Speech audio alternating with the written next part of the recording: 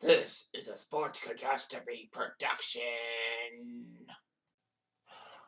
Hey there, Heather, ho there, it's Jeff Cutastrophe. Welcome you to another Sports Catastrophe on this date. And on this day, November 22nd, 1981, one of the best Grey Cup games of all time happened. And it almost had one of the biggest Cinderella runs of all time. There's it out. It's at Stade Olympique in Montreal.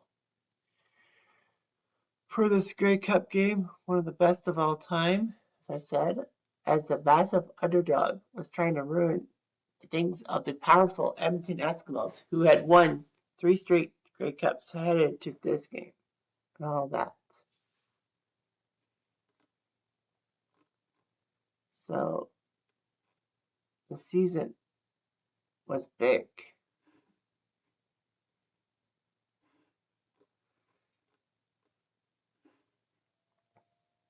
So the 1981 CFL season saw 9 teams in 2 divisions. Kind of what you see today, the same format.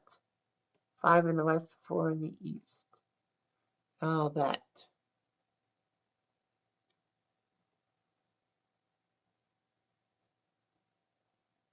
So anyway, it was just huge and all that.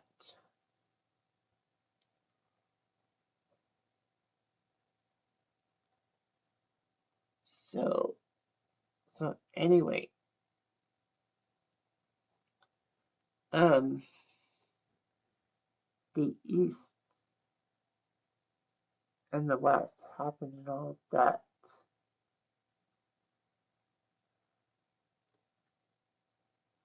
So the West had the 3-time defending champion Edmonton Eskimos win the division with a 14-1-1 mark. So an equivalent of maybe 14-2, but Edmonton was just that damn good in a sense. Winnipeg would be second with an 11-5 mark. BC would be 10-6 for third. Saski missed out on the playoffs by 1 win. Calgary was 6-10 to finish last in the West.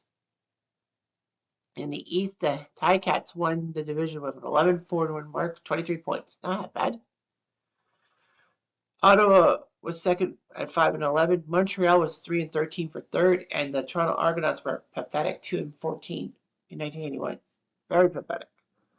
But the playoff format at the time meant that the winners of each division would get buys into the divisional finals to host it, and then the 2 versus 3 matchup would be for a trip to the division final. Now, of course, everyone in the West, including the last place Calgary Stampeders, actually were better than Ottawa in second place.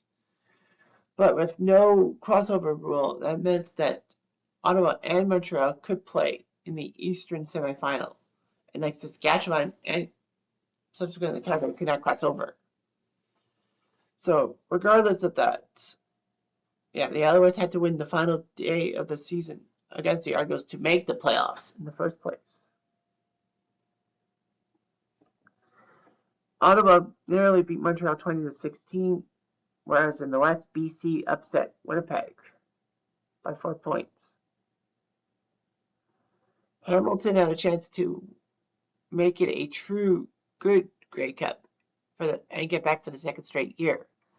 But somehow, in some way, Ottawa went into Hamilton, won 17-13, and got into the Grey Cup with a 5-11 mark. Edmonton narrowly beat BC, so it was a tough series and all that. So thus we got ourselves the Grey Cup. Ottawa were 22.5-point underdogs. Like, unbelievable. And all that. So in front of 52,478 fans. This was the Grey Cup and all that. So anyhow, Ottawa would start off fast as they would score a 13-0 lead after 1 quarter. Jerry Origin made a pair of field goals and Jim Reed ran a touchdown. So it was 13-0 Ottawa after 1 quarter. In the second quarter, Sam Platt ran the ball for a touchdown to make it 20-0 after the extra point. Dave Cutler missed a field goal from 24 yards. But Ottawa could not get out of the end zone, so it was a rouge, a single point for Edmonton. So the score at half was 20 for Ottawa, 1 for Edmonton. And a lot of people thought that this game was practically over because Ottawa, how can you blow a 19-point lead in the Grey Cup? And also that Edmonton seemed disorganized and probably took Ottawa too lightly. The problem was that, the Eskies were decent. But the Eskimos changed quarterbacks from Tom Wilkinson to Warren Moon, the cast-off from Washington who the NFL didn't really want because he was black, I guess. Yeah, I know, that's what happened. But anyway, Edmonton woke up and realized, what are we doing? So anyhow, a pair of touchdown runs by Jim Jeremy and Warren Moon made it 20-15. So it looked good for Ottawa. They were up by 5 after 3 quarters, but you know how Edmonton was. After a field goal by Jerry Origin,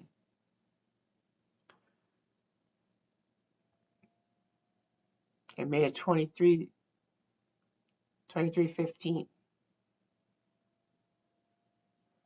Yeah, 23-15. And then Warren Moon ran in for another touchdown. And then they went for 2, which Moon passed to Marco Sincart. And it made it 23-23.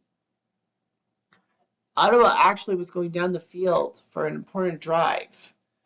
But inexplicably, Edmonton had a pass interference call. But the problem was, the referee also called Ottawa on a pass interference on Tony Gabriel. In the last 4 minutes, Tony Gabriel, who had torn knee ligaments, limped down the field and caught a big 25-yard pass. But they called both teams for pass interference. Gabriel was stunned and all that. Could not go for the rest of the game. So that was just a brutal mistake by the official, saying it was double pass interference. Ottawa was soon forced to punt and lost the game on a 27-yard field goal by Dave Cutler with 3 seconds left. So Cutler came in, kicked the field goal. Ottawa had the last play, but tried to play past the parcel, and it didn't work out. The Eskimos were the Grey Cup champions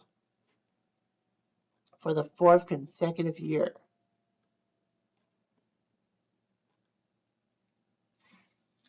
And Montreal was happy to have the Grey Cup. After all, their team was very woeful. Ottawa thought they could pull off a massive upset at 5-11. The worst record in league history by any Grey Cup finals team. No one's ever been that poor. And Edmonton, technically 14-2, if you will. One of the best teams in CFL history. Single season. I actually couldn't believe they almost lost the Grey Cup. But this would be the last time that the Ottawa Rough Riders would make the Grey Cup, as the franchise would fold in 1996, become the Ottawa Renegades, and then fold that, and then it became the Ottawa Red Blacks. The Red Blacks would go back to the Grey Cup in 2015, getting Ottawa back into the Grey Cup as a city for the first time in 34 years. Tony Gabriel played his final CFL game in that Grey Cup. Tom Wilkinson also played his final game in the Grey Cup, paving the way for Warren Moon to be the star quarterback for the Eskies. The Grey Cup MVP was given to J.C. Watts, who was Ottawa's quarterback, which was shocking. The defensive player of the game was John Glassford of the Rough Riders. And the most valuable Canadian went to Edmonton's Neil Lumsden. So it was a great game by all. And Edmonton did it. With this victory, Edmonton became the first franchise to get to 4 straight Grey Cups, 4 straight championships, if you will. However, they would add on one more in 1982 in the famous Rain Bowl against the Argos that saw Toronto push push the envelope and to get a indoor retractable roof stadium built by the CN Tower, so that Argo games would not be rained out and Grey Cups in Toronto would not be rained out. So that's what happened. Edmonton won their 5th straight Grey Cup, and then soon Warren Moon found his way back to the NFL with the Houston Oilers. So that's just there. And here's looking at you. Anyway, I'm Jeff. I'm going to do.